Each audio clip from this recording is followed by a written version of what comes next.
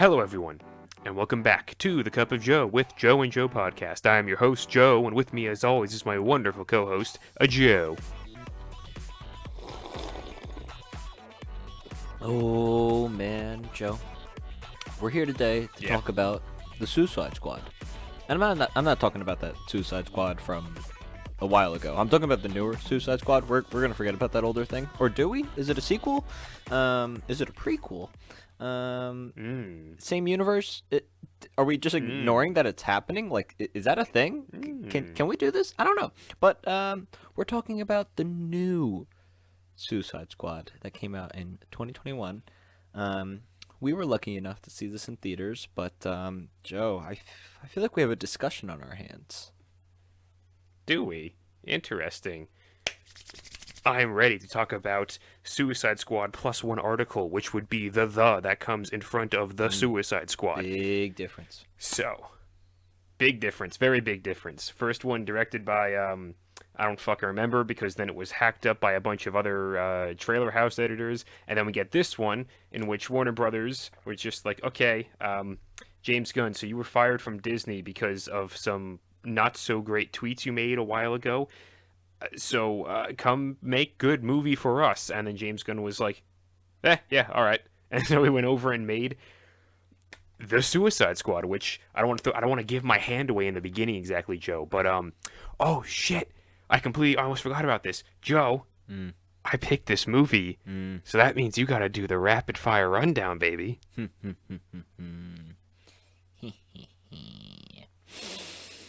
Give me the call. Let me hear it.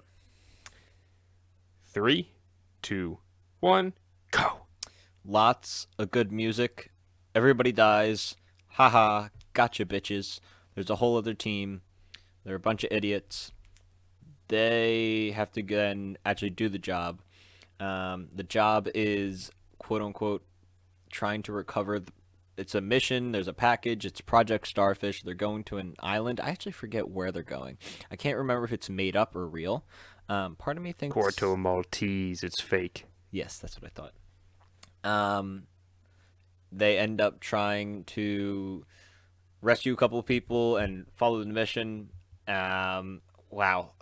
I feel like the mission goes on. Some of the characters get sidetracked and get split up. There's a lot of side stories in this, like a lot, with like Harley Quinn and stuff like that. So, each character kind of gets its own little side story.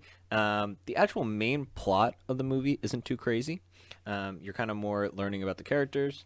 There's a lot of fighting. So much gore. So much. So much. Did I tell you there was good music? There's good music in this. There is a starfish. Yes, you heard me. A starfish. That's our quote-unquote villain of this movie. And there's friendship. There is justice. And love. All in one great, beautiful package where, in the end, it's really what this movie is about is just a couple of people trying not to die and trying to save the world because they're forced to. And that's really it. Not really? But okay. I'm going to be honest, Joe, that sounded a little half-hearted. What? Did you not like this movie? I enjoyed it, but when it comes to me thinking of the rapid fire rundown, I'm like, all right, what do I remember the most out of this movie? And I'm like, there's a lot of music, there's a lot of gore, and it's about the character. I feel like it's mainly just kind of exploring all the different fun characters. And at least that's what I enjoyed the most out of it, is all the different characters. But the actual plot of oh my god, the starfish, I really didn't care too much about. It was more like I was like, oh cool, I want to learn about these characters, see how they act and stuff like that, and interact with each other. That was probably the most fun for me. Yeah, I would definitely say that's the biggest strength of the movie. Like you said, the plot isn't really anything too extravagant. It's basically just, okay, Amanda Waller assembling squad to go to Porto Maltese, take out any information pertaining to Project Starfish. That way they can't like get it into the wrong hands. And then that's it. Some stuff goes awry towards the end, and that leads to the starfish ending up breaking out. But most of the movie is like very strongly built upon just the actual characters that form up our initial Suicide Squad. Which, let's talk about them real quick, Joe, because some of these aren't characters that I'd say most people are very familiar with. They're not even characters that fucking I'm familiar with. All right, I know King Shark. All right, let's just go through them. We got King Shark, who's voiced No, by no good way. old Nanawe, voiced by Sylvester Rocky. I'm just gonna call him Rocky. I can't do I the didn't other know name that. now. Yeah, so when you hear him going hand, that's just the sound of a man who's been punched too many times in the head, I which is knew I why he liked fits that character Nanawe so for a well. reason. Mm-hmm. Yep, your Philly boy. Then you've got Bloodsport, played by Idris Elba, who is just I want to get into him because he's such a standout to me in this thing, along with Ratcatcher 2, which who the fuck is Ratcatcher 2? Also a great character in this movie. You got Polka Dot Man, surprisingly, a great character in this movie. You have Peacemaker, Rick Flag, and of course, Harley Quinn Zell. So out of those core characters, of course, there are a bunch of other characters, which, by the way, there's a bajillion spoilers in this if you couldn't fucking tell from our rapid fire rundown. Um, who is like your favorites out of like those core seven characters? I mean, I loved Nanawe, just because how ridiculous he is. But fucking Polka Dot Man, holy shit! Oh, we didn't say Peacekeeper as well. Um, I said you Peacekeeper. did. You're not listening. I don't know about You're that. not listening. I think we're gonna run this back, and you didn't say Peacekeeper. No, I swear to I have a list in front of me, Joe. I'm putting down $5 right now, ladies and gentlemen. Okay, you're gonna lose those $5. Continue. Anyway, Nanawa is pretty cool, but fucking Polka Dot Man, holy shit. I mean, the comedy of it was fucking hilarious, but also like, what the fuck? Like, I've never been so confused and intrigued at the same time. He's something else. He's a superhero, Joe, and now he's dead. Is he? Oh God, what does he do? Throw polka dots at people? Oh, you can't be serious. That's what he does? He throws polka dots at people, but these are polka dots that are like from another dimension, and they act as like insane acid, so they just get flung out, and then they burn through everything they make contact with. Yeah, it's for such a playful guy, or just a playful theme. Ooh, polka dot man. Yeah, not too playful. Yeah, well, that's an addition of one of James Gunn, because the polka dot man of the comics does not have anywhere near this amount of depth or backstory or anything like that. James Gunn was just sort of like, all right, so I've got this character. Oh, you know what would be great? What if we take this guy and we actually make him fucking likable and like tragic, and that way he fits in with all the themes that I'm used to working with and I'm very good at portraying on screen. See Guardians of the Galaxies Volume 1 and Volume 2, along with whatever the fuck else he's made previous to the superhero stuff. But I think that's like just one of the major strengths of this movie. Again, with the characters who I think I enjoy most of them, and pretty much all of them work so well as the broken characters kind of coming together to form a weird family unit of sorts. Which again, a lot of people have made connections between this film and his other stuff like Guardians of the Galaxy, in which similar things, very tragic and broken characters that come together and form their own weird dysfunctional family unit. But I mean, the guy's good at what he's good at, and it's the strongest part I think of this entire movie. Yeah, no, it definitely, like it. This is just like an R-rated and dark Guardians of the Galaxy, basically. Mm, yeah, but it is very distinct from it in I think tone wise. It's not quite as like comedic as Guardians of the Galaxy, and then like the It has cinematography comedy of in this it though. movie. I think I Well, yeah, found I found the comedy to not be like joke comedy, where like in Guardians of the Galaxy, it's very much like jokes or just like awkward scenes, like the if I stand so still, nobody can see me. Like it's not that type of comedy. It's more like just like horror, oh, not horror comedy, but like gore comedy. Like when Pete Davidson's character, what is his name? Black Flag or something like that. Uh, I think so. It's something like that. Yeah, I don't. He's in the movie for all of 30 seconds. When his face gets blasted off, it's kind of comedic. Like it's kind of funny, but it's just such a different type of humor. Yeah, I didn't find that part comedic at all, actually. I Really? found that like no, that was like the initial beat of like, hey, get ready for insane violence, fucker, and then you have the entire massacre that occurs on the beach with the first squad that we're introduced to with whatchamacallit with uh who does blonde long hair guy? I can't remember what his Savant. That's what his name is. When we meet like Savant and Mongal and Captain Boomerang and all those other guys and Javelin, who fuck, Javelin's Javelin makes it through the entirety of this film, and I was not expecting that to be the fucking Chekhov's javelin for then later on in the film, which we'll get to, I'm sure. But my God, but yeah, I didn't find Black Flag's face caving in to be comedic. More so as just like this is the heel turn going from like you don't quite know what you're expecting going into this movie, and then when that happens, it's like oh, that's the level of violence you can expect going into this movie, and then of course the rest of the scene plays out, and it's just fucking brutal. Kind of comedic, but I wouldn't say it's like very funny. It's very much just like tongue in cheek, being like, "Hey, so you know those family friendly superhero movies? Yeah, this ain't gonna be one of those." Yeah, yeah. No, I get that. I get that. Like I said, I just view it as like like I see the differences between this and Guardians of the Galaxy, obviously, but I'm trying to say this as a positive thing. I hope it's not coming off as negative, but like Oh no, you have a different opinion than me, Joe. I'm gonna fucking berate you into the dirt.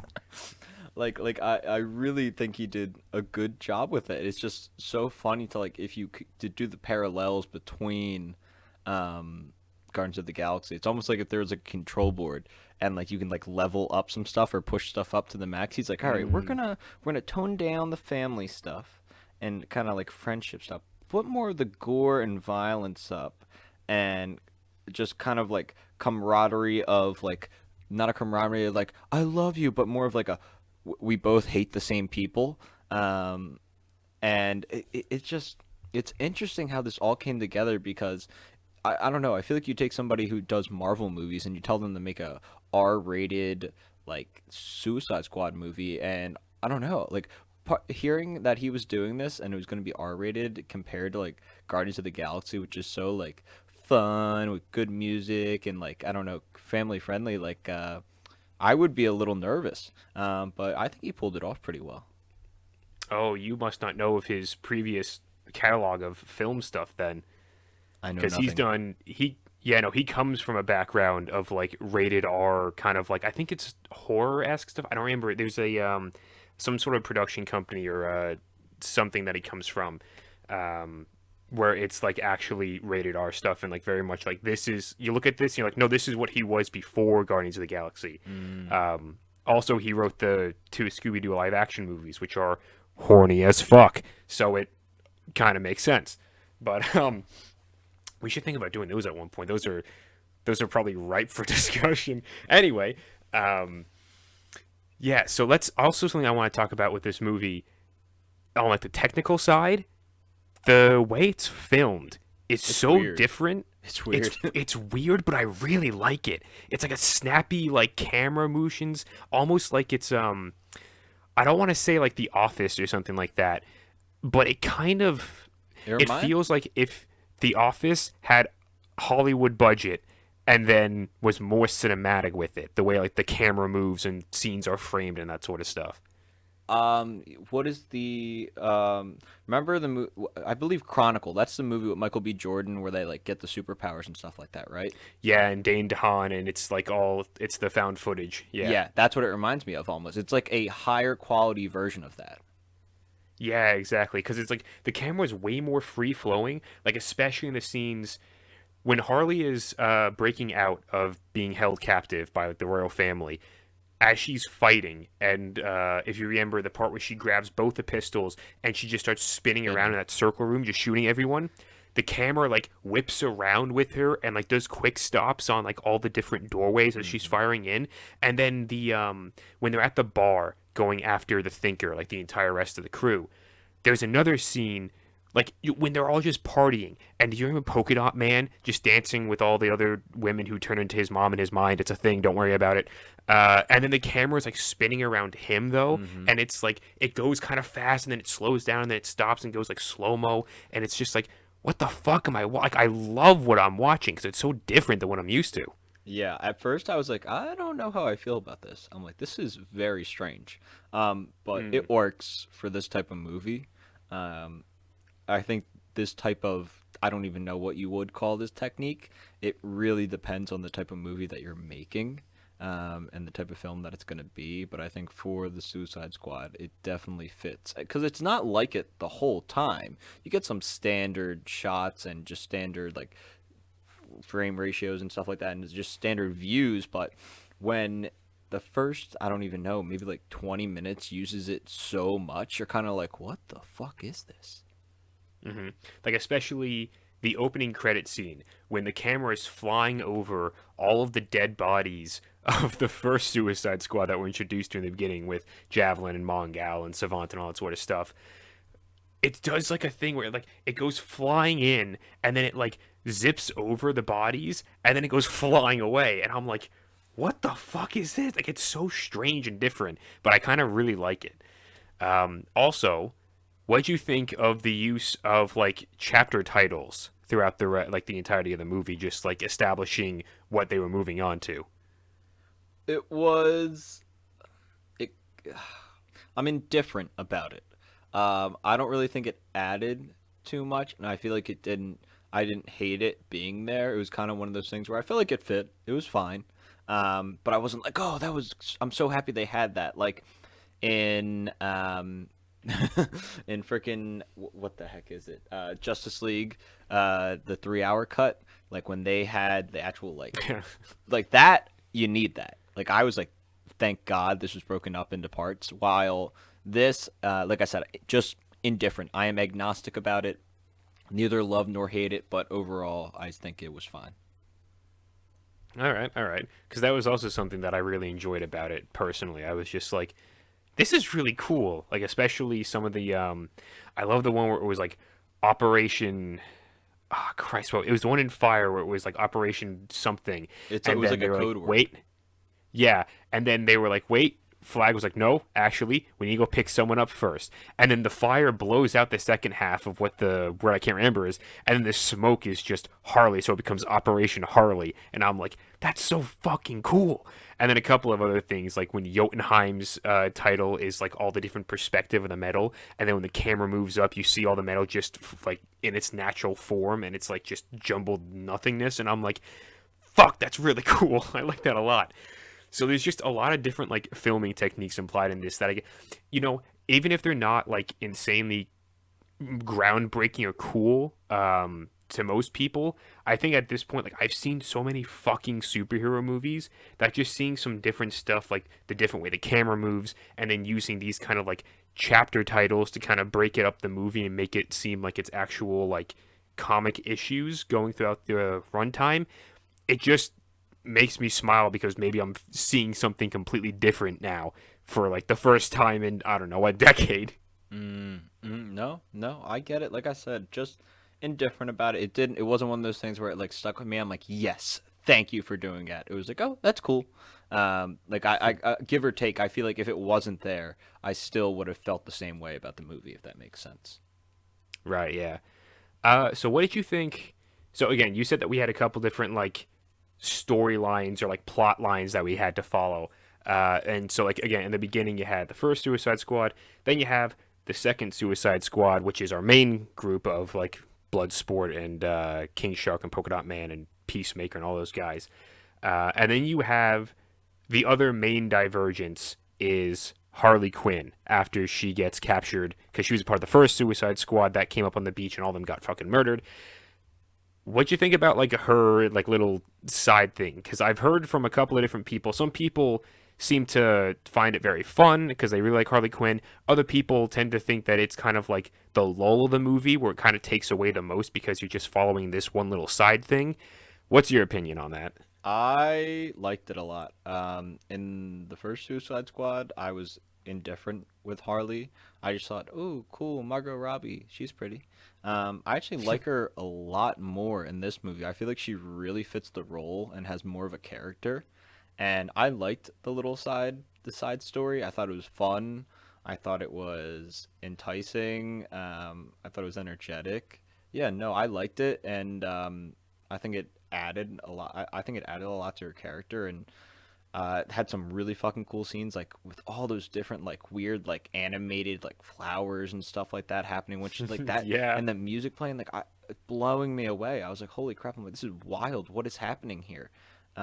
Yeah, that part's definitely a fever dream, and I mean this whole thing's a fever dream, but I am a big fan of it. I think Harley and they didn't. What I'm happy with, they didn't do. I feel like too much fan service, where it was like, okay, we really got to show Harley or the fanboys are gonna kill us. Like it was kind of like, no, Mm. she's just a cool character. It wasn't just because it's Harley Quinn. Like she actually was a pretty cool character, and like I said, Margot Robbie did great. So I say that was awesome and one of the better parts of the movie that I enjoyed. Yeah. You know what?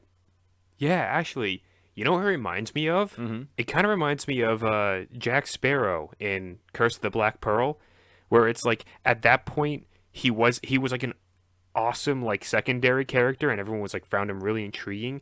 That's because he wasn't like the main character. Like you didn't overdo him too much in the movie. It was just sort of like the plot's happening, and then he's there to kind of like spice things up and do some really like that's the character that everyone thinks they want to follow because they're so fun in that side role. And Harley not being like the actual main protagonist of this movie, which really they're I guess Bloodsport is technically your main protagonist, but even so, I'd still say it's mostly an ensemble between a couple different characters. But anyway, having Harley, like giving her that kind of side bit and then bringing her back into the squad, like for like the third act of the movie, I think it's perfect. I think it works very well, especially because it's not nothingness. Like it doesn't, it isn't something that leads to nothingness. It's actually pretty. I was surprised thinking about it afterwards. I was like, this actually works pretty well for the film, at least in my 22-year-old adult's brain. Where it's like, okay, so Harley gets captured, then Harley gets brought to Prince Serhadi, and Prince Serhadi is all like, okay, so my people actually really like how you're like an anarchist and fucking stand up against the American ideals because we also hate the Americans. Haha, fuck you guys. And so we should get married. Also, look at my birds and my abs. And Harley's like, okay. And then he reveals later on to be like, yeah, so I have this monster and I'm going to use it to take over the fucking world. He's a little more subtle about it, maybe a little bit more vague about it as well. But Harley's like, I've been here before. I can't do this again. Shoots him, kills him, and then because of that action, she is then in prison. But then the other guy, like the general, whoever, who's like actually way more warmongering, is able to rise into power to then become more of a threat, and then it actually leads back into more the plot later on in the third act and puts Harley in the position to have her awesome escape scene. And then one of my favorite bits, which was spoiled in the trailers, but I still found it pretty fun in the movie, where it's like everyone is doing their stuff to try and go rescue Harley. I love seeing when she's in the taxi and she just looks up and sees fucking wife, like Bloodsport in a wife beater and regular pants, and then his fucking xenomorph helmet, and then Rick Flag, and they're like tiptoeing in broad daylight across a street. I'm like, what? Do you think you're hiding from anyone doing this? What is this? And then she shows up and is like, hey, what are you guys doing? And they're like, oh, we're trying to rescue you. And she's like, I can go back inside and you can come still rescue me if you want. And I'm just like, this is actually pretty good. I kind of like this a lot. Yeah, yeah. I don't think I watched any of the actual trailers. The only thing I watched was like the promotional video where it was like showing all the actors and the costumes and stuff like that. So I actually had Oh no yeah. clue that happened, and I love that part and just how happy she was. Again, yeah, I love her character. But Joe, I'm gonna be honest, I've never seen Pirates of the Caribbean, but that metaphor and the connection you made between the two is perfect. I totally agree, even though I've never seen any of the movies. That what that fucking boggles my mind. Another time, another podcast. That's going on the fucking list though. Oh my fucking god. Yeah. So let's talk real briefly about the big starfish in the room. Lord Starro, Starro. Yep. the conqueror of worlds. Starro the Conqueror. What did you think about the big old alien starfish in the end of this movie? It fit perfectly. He Mm-hmm. couldn't be in any other movie. Yeah, and I find it so intriguing how it like organically it felt building up to it, where it was just like, all right, here it is. It's like Project Starfish. It's a slang for butthole. No Peacemaker. It's no connection.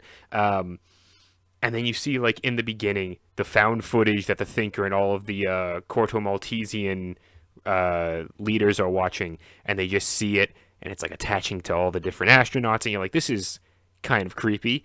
And then you see a little bit more of it when you get into Jotunheim, and like you don't actually see big Starro for a while. You see an arm of him, but you see all the creepy like gore stuff.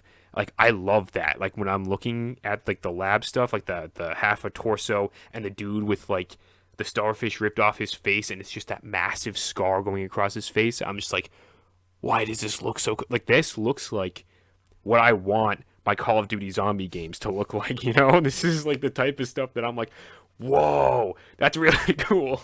Starro is just a better version of the Stay Puft Marshmallow Man from Ghostbusters. You heard it here first. That is, in fact, a take, Joe. He's got a few different things that, Only a couple. you know, Mr. Stay Puft doesn't have, but yeah, other than that, they seem pretty much the same. I see no problem with this analogy. I'm happy. I'm happy. My father has a Stay Puft Marshmallow Man pillow pet.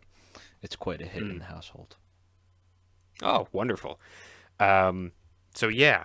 Also, this would go amiss without me asking this real quickly, because we're coming to the end of the film.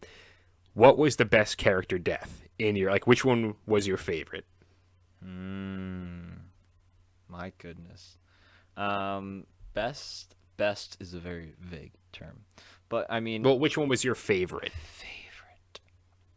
Like, which one did you? I don't know. I mean enjoy the more? Rick Flag death. I mean that fight was crazy, and The shot of the fight and the reflection of the helmet again. Awesome Yeah. cinematography. yeah, Thank you. yeah, the Rick Flag and Peacekeeper fight, and just his last words of being like, "Peacekeeper, huh?" What did he? He's like, What a joke. yeah. Oh, I thought he said like, "How ironic" or something like that. Nah. Yeah, that was such a good death and fight scene. I didn't think they were actually going to do it. I thought it was going to be like Harley come in and be like, "Boys, stop fighting," or something stupid. You know what I mean? But no, they Yeah. dude, they fucking showed a fucking bath tile going into his heart. Like, what the fuck? Yeah. It was.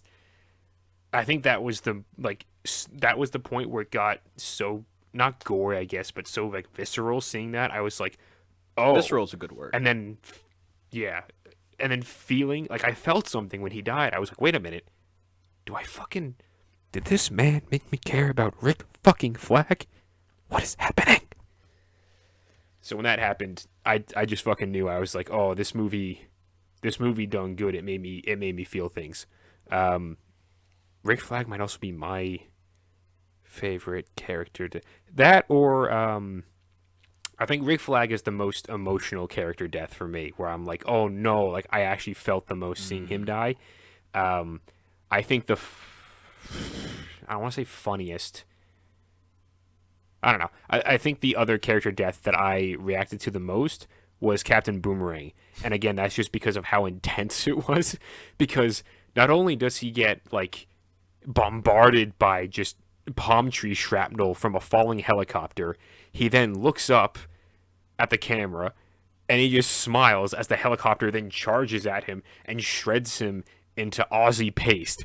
I was like, holy shit. Yeah, that one was a bit intense. So those are my two. Rick Flag, most emotional. Captain Boomerang, I don't know if favorite's the right word, but like the one that got the second biggest reaction out of me. Yeah, yeah. The Thinker's death also, where Starro just kind of pulls him apart. That Mm. was so. That one bothered. That was the most. That graphicness bothered me the most of just seeing a human body ripped in half. I was like, Oh no! I guess he couldn't think his way out of that one. Ha ha! Let me insert the drum track in it. Yes, exactly. Fuck. I'm happy you were able to hear that. I wasn't sure. It's like very faint, but I was able to It's get that it. $30 mic, baby. Fuck yeah! Thank you, Bezos. So, Joe, what would you give this movie out of 10? So, I'm gonna give my ranking, and I'm just gonna explain. So I give Okay, this okay. a 6 out of 10. Not be, and it's not because I didn't like it. I enjoyed this movie. I had a fun time watching it, and I would recommend it to people. I think this just falls under movies that, aren't. This isn't a Joe movie. This is a Joe movie, but not a Joe movie. Like I said, Ah, I yes. enjoyed it. I had fun. I would recommend it, and I say this is a watch this if you enjoy superhero movies and you like gore and stuff like that, and that stuff doesn't bother you. Like I think it's a great movie, and I think it's definitely an improvement over the first one. I actually didn't hate the first one that much. I thought it was fine, while most people seem to really hate it. But that's a completely different story. Yeah, I thought this was an improvement. I'm like, oh, cool, this is better. This is a different story. This is a really cool take. There's a lot of cool stuff going into this. It's just not like there's some certain aspects that a type of movie has to have for me to really like, oh my god, I love this thing. And this thing just didn't have it because not a fault of its own. It's just what my preferences are. But if I'm looking at it from, okay, would I recommend this to someone who enjoys these types of movies? Hell yeah. This thing was really fucking fun, especially seeing it in theaters. If you have no clue what this movie is like and you just go into this blind, oh, oh my. Because I was kind of like that. I didn't know it was R until we were driving over there. Um, so I was like, oh, cool. So like they're gonna be graphic. I was not prepared. I was once what's Pete Davidson's character's face was cut off. I was like kind of laughing, kind of also like, oh no. And then King Shark rips a man in half, but that one was cool. Yeah. I would give this, I believe. Yeah, no, I'm good with this. I'd give this a 7.5 out of 10. Okay. It's not quite up in that 8 tier, Mm. but I feel like 7 is a little too low, so I'm going to give it a solid 7.5. I really love all the different techniques employed. Honestly, as time goes on, that score might increase a little bit depending on how unique it And stays compared to other rewatches and movies. stuff like that. Yeah, exactly. I've already rewatched it once Mm. because it's on HBO Max, so I gave it another watch when we got back from our own adventure thing. And on that rewatch, I was like, this is just as entertaining as the first time I saw it. So it might move up to an 8 over time, but I'm pretty solid with its 7.5 rating as of right now. So, with that being said, Joe, that means next week we get to watch a movie of your choosing. So, Mm. why don't you enlighten us on what that may be? Joe, up until 10 minutes before we started recording, I had actually picked a movie that was a pretty dark thriller. Something that I normally don't pick, but I love this movie. And Tall Girl. yes, it has Fuck yeah. girl in the name. And I was like, okay. Oh, I'm like, wow. I'm like, I really want to watch this thing. I'm like, this would be great. And then I'm like, we just watched Suicide was it Girl with Squad. the Dragon Tattoo? Maybe. Um, Oh, fucking Sherlock Holmes, baby. and I'm like, wow. I'm like, I'm not sure if you know anything about that movie, but dark, decrepit, and cold. Um, Lots of Doesn't action. it star one James Bond? Yes, and Rooney Mara. So it's I don't know who that is, but okay. okay. You should know who that is. Anyway, that's what I was leaning towards. But after thinking about the Suicide Squad, seeing that, and the summer's coming to an end, and I'm just getting in. I'm like, okay, I want something a little laid back, as I always say, because it's me. And I'm like, what can I pick? And I'm like, well, I'm like, a Ghibli movie would be pretty fun. So, I am proposing that we watch Castle in the Sky. Oh fuck yeah, baby! Okay, I'm happy with that reaction. What, you think I was gonna be I like, don't no, know. fuck Castle in the I, Sky? I was I don't know. I was just like I was waiting to be like, oh, I don't know, because I feel like we talk about fucking anime all the damn time. Maybe it's just because I'm a fucking weeb and it's part of my life. But Mm. I was like, oh no, I'm like, am I picking like anime movies too much? And then I'm like looking back at it and I'm like, nah, it's fine. Yes. I mean, look back at most of my movies; they're probably just like superhero slash action adventure bullshit. So it's like, or whatever. All right. So, with that being said, everyone, make sure to leave a like, leave a comment, subscribe. You know all the usual YouTube bullshittery. What I don't even have to keep fucking reminding you about all that sort of shit.